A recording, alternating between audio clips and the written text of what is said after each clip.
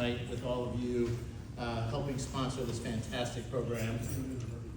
We are just thrilled to death to be here. And among the things that I was thinking about when we were getting ready to come here, you know, it took my wife a good 20 seconds to convince me that yes, we need to be a sponsor, as all good marital decisions are made over 20 seconds. I sort of was given an offer I could not refuse. You married men know what I'm talking about, and that's why we're here tonight. One of the things that I thought about in getting ready to come here, as I looked over the list of the cast members who are going to be here, and I looked at the characters, and I noted something that all of the characters survive except for two, Alex Pencala and Skip Monk. And I thought about that in the context of a trip, the Band of Brothers trip that I took 4 years ago with my brother-in-law Nick, and I had two 17-year-old twin boys who are now 21, and Ross McCall was our celebrity who led us on that trip. By the way, you will never meet a nicer man than Ross McCall. He is a champion. I would give my left kidney to Ross McCall. I've offered. He says I don't need it. I say no. I just want to say, you're going to meet a lot of people who are nicer than Ross McCall.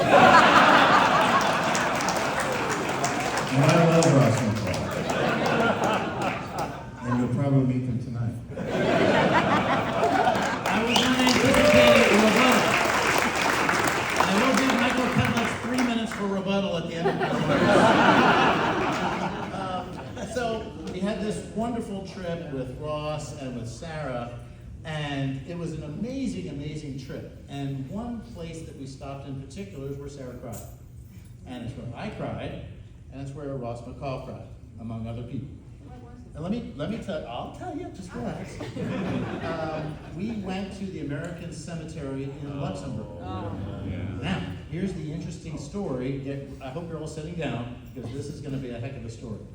On our trip was a woman in her mid to late 70s and her husband. And she had told us a story, and she had told Sarah Kersey the story in advance, that her uncle, whom she had never met, was a 19-year-old boy. He was a co-pilot, and he was in Europe, and he was training, and his plane went down on a training mission, and he was killed at 19 years old, and he was buried in this cemetery. And she was now here, the first person in their family ever to visit his grave. So think about this. He dies in 1943 or something like that, and now this is 2022, and she is there, the first person ever to witness his cemetery. Well, Sarah Kersey finds out about this, and she plans something very elaborate for this. She has the head of the cemetery come out with the sand from Omaha Beach, and he rubs it on the headstone so that the letters just pop. It's beautiful. And she arranged to have the head of the cemetery play taps for us. And I have a distinct memory of watching Ross McCall as taps is playing, and Ross is taking pictures of the flag and so on. I remember that to this day. And then she announces to this woman who has never met her uncle, and no one has ever adopted his grave, that our tour guide, Uris, who's with us, he has now adopted the grave of this 19-year-old boy who never met his niece, never had anyone visit him. How about that? And then, my boys are 17, but I'm very lucky because they all love World War II and they're very into it, which I think impressed Ross when he got a chance to know them.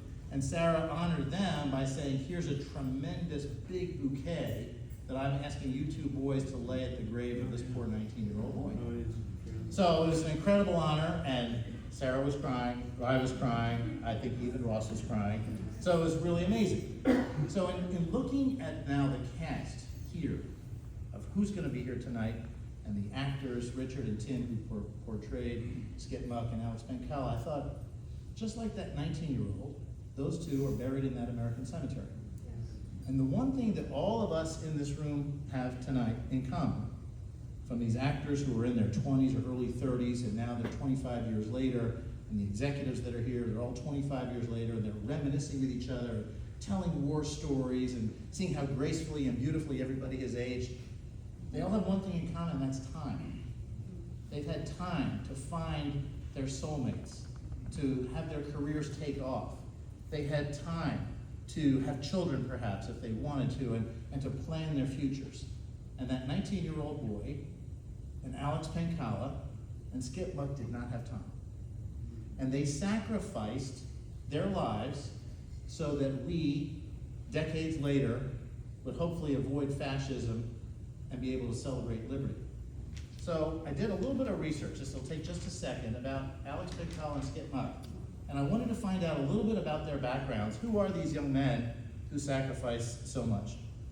Alex Pencala was born in St. Joseph, Indiana. His parents emigrated to this country from Poland in 1907. His mother had 12 children, and she died in childbirth with her 13th child. How about that?